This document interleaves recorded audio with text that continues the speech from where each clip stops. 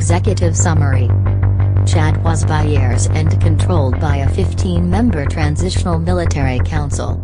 On April 19, the National Independent Electoral Commission announced Idriss Déby won a sixth presidential term.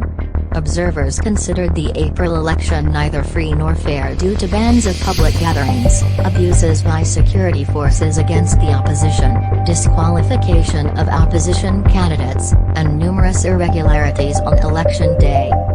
The National Army of Chad, National Gendarmerie, Chadian National Police, Chadian National Nomadic Guard, and National Security Agency are responsible for internal security.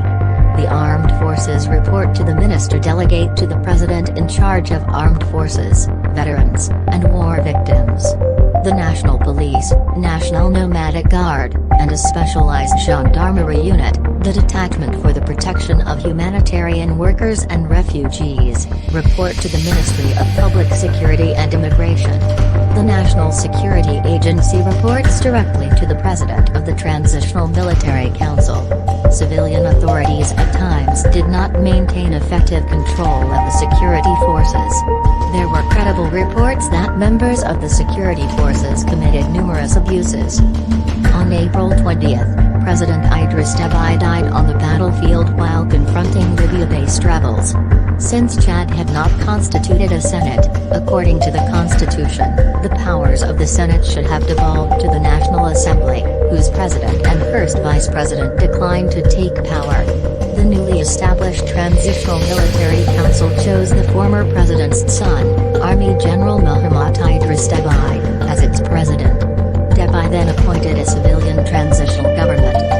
Significant human rights issues included credible reports of unlawful or arbitrary killings, extrajudicial killings by the government or on behalf of the government, forced disappearance by or on behalf of the government, torture and cases of cruel, inhuman, or degrading treatment or punishment by the government or on behalf of the government, harsh and life-threatening prison conditions, arbitrary arrest or detention, political prisoners or detainees, serious problems with the independence of the judiciary, arbitrary or unlawful interference with privacy, serious restrictions on free expression and media, including violence or threats of violence against journalists, unjustified arrests or prosecutions against journalists, censorship, and the existence of criminal libel laws, serious restrictions on internet freedom, substantial interference with the freedom of peaceful assembly and freedom of association, including overly restrictive laws on the organization,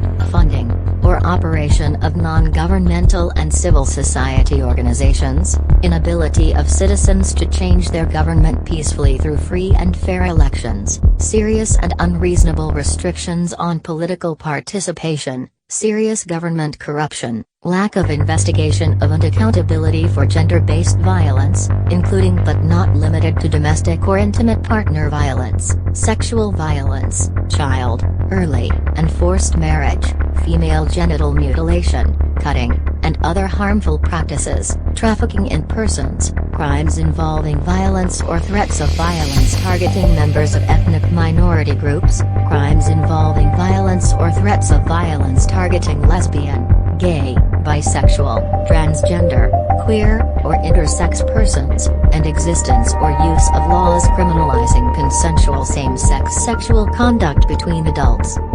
There were reports that authorities sought to combat widespread impunity by prosecuting or punishing some government officials who committed human rights abuses or participated in corruption.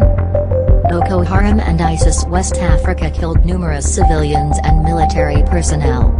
At least one incident in Litri was investigated, but no prosecution had resulted as of year's end.